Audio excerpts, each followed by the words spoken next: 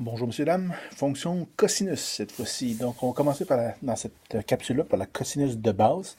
Donc, quelques petites informations pertinentes. La règle de la fonction de base ici, je parle vraiment de fonction de base. Donc, c'est f de x est égal à cosinus x. Le paramètre, donc l'argument du cosinus est vraiment le x. Ici, vous allez remarquer que le a et le b c'est 1 et le h et k c'est 0 si je fais un parallèle avec la fonction transformée comme telle. Au niveau graphique, qu'est-ce qu'elle va avoir de l'air? Elle est légèrement différente quand même de la sinus, mais il ressemble en partie. Ça, pas très droit. Voilà, c'est pas très droit, c'est pas grave. Donc, l'origine du plan, 0. Donc, de la façon qu'elle fonctionne.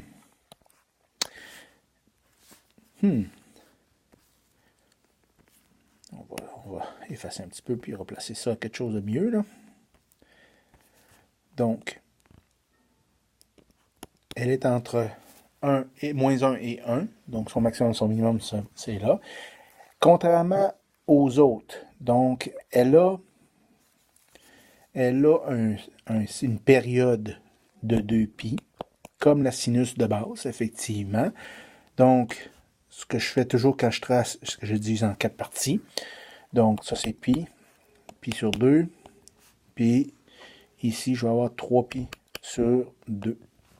Donc, ma fonction ici est légèrement différente, c'est-à-dire que dans la sinus, elle passait à 0, 0. Dans le cas ici de la cosinus, elle commence ici à 0, 1, passe par ensuite pi sur 2 et elle va aboutir à son minimum à pi. Elle remonte à 3π sur 2 et elle arrive ici au niveau de son maximum à 2π. Donc, elle devrait ressembler étrangement à ceci. On recommence ça. Et voilà. Donc, ça, c'est la fonction cosinus, comme elle est là. Donc, je rappelle qu'elle se divise en 4 sections. Donc, j'ai ici le premier cycle ou la première période. Puis, on divise toujours en 4 parties, tout simplement, pour être capable de bien la tracer. Et voilà. Donc, je rappelle que contrairement ici à la fonction sin, elle ne passe pas par 0, 0, mais elle commence avec son maximum. Ensuite, quoi d'autre? Au niveau de la période, si je continue, donc au niveau de la période, ici c'est 2 pi, comme la sinus, exactement comme la sinus. Son domaine, les réels.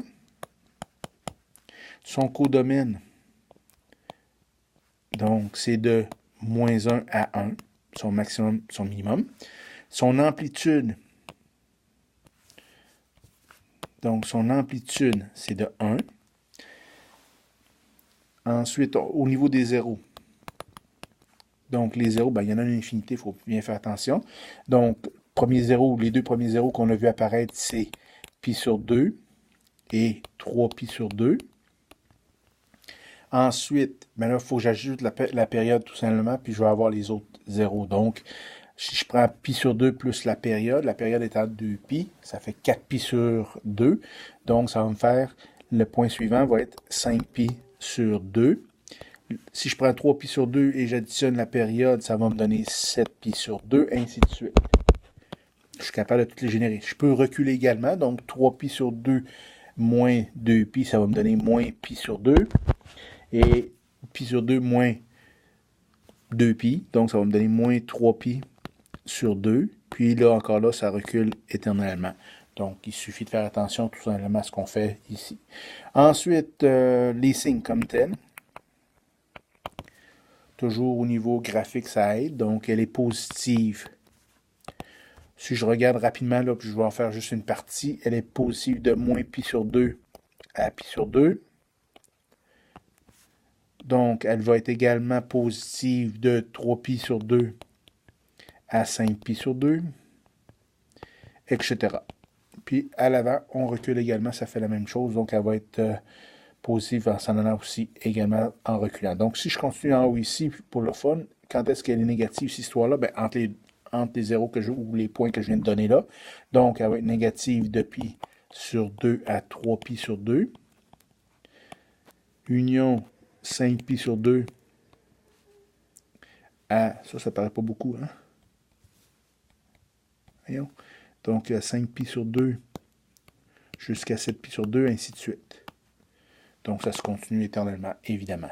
Son max, c'est 1, puis son min, ça va être moins 1.